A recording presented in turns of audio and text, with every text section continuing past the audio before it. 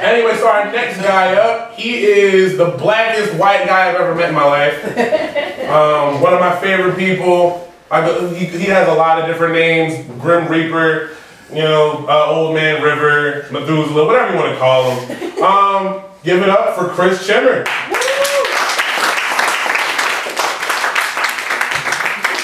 Keep it going for me, Chris Chimmer. Actually, that's exactly how I introduced Rashid too, the blackest white man I know. Hi everyone, I'm Chris Chimmer, and I'm a recovering attractive person. It was fantastic for a while there, and then just went south on me. I have to sit because I have severe back problems. I don't drink alcohol, but I have 14 DUIs.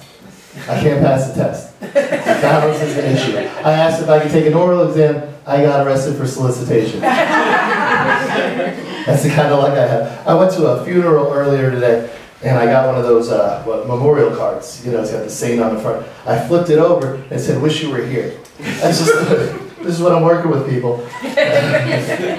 You know, I'm not gay or wealthy, but whenever I have a drink in my hand, my pinky just works independently of the rest of my hand. And I realized I'm kind of like the pinky too. I'm just outside the group. I'm making fun of how fat the thumb looks compared to the rest of us. I'm telling jokes while the thumb goes off to war. Anyway, you're allowed to laugh.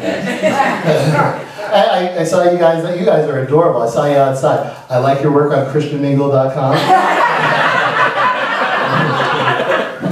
I see you hiding back there. And I see you smiling too, that's probably smart. You're the scariest looking guy I've ever seen. And you got the guy right behind you. Just it's not because you're Mexican, I promise you. But you look like, you know, like when you masturbate from memory, it's not from a spank bang, it's like from an assault bolt. Well, like I mentioned, I'm not gay, but I've been an ally since it was just G.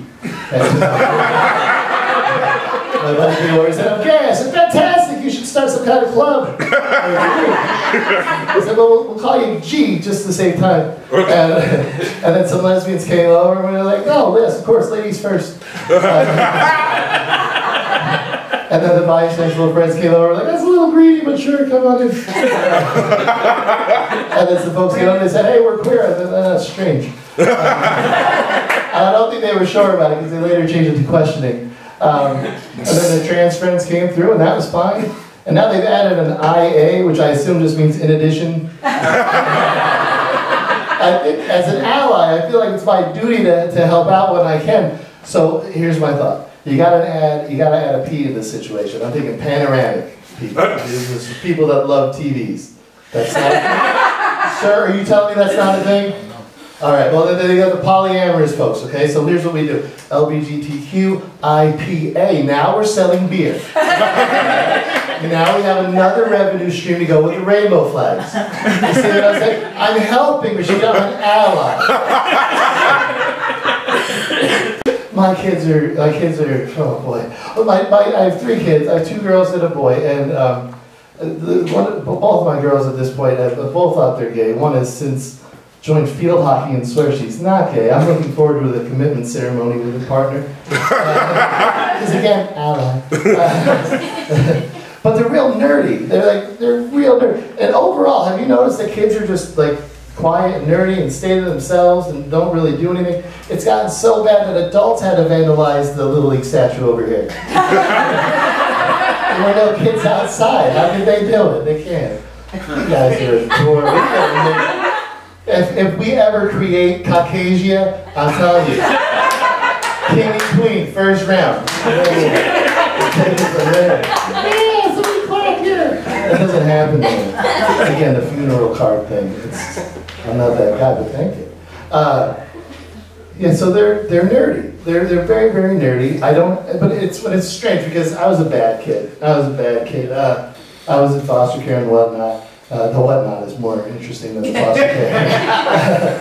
But I don't have to worry about anything with my kids. I don't have to worry about drugs, because they don't leave the house. Where are they getting drugs? Probably from my stuff. But I keep such track. You don't understand. And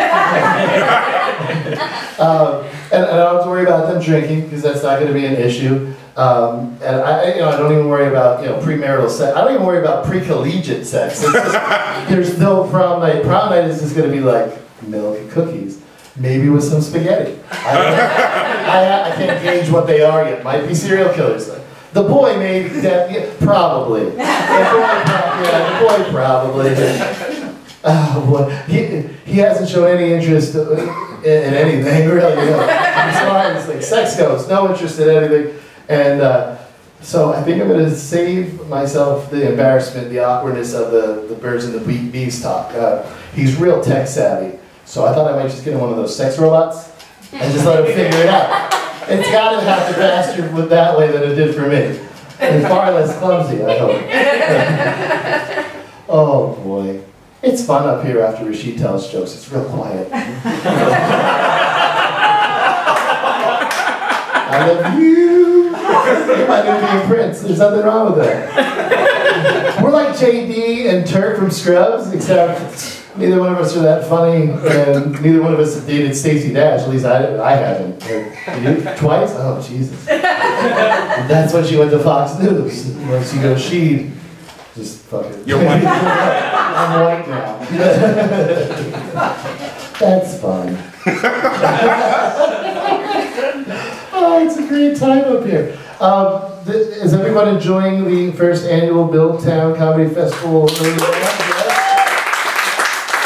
I don't know if you know this about comedians, but we generally hate ourselves, so it's good to get up here and find out who else hates us. That's fucking great, Rashid. Good idea. This is how you use my white privilege? Thank you. Appreciate it. Well, it doesn't look like it now, but in college I was fit, I was in shape. I actually played basketball down the road here, and there are remnants of that. I have a tattoo of a basketball on my arm.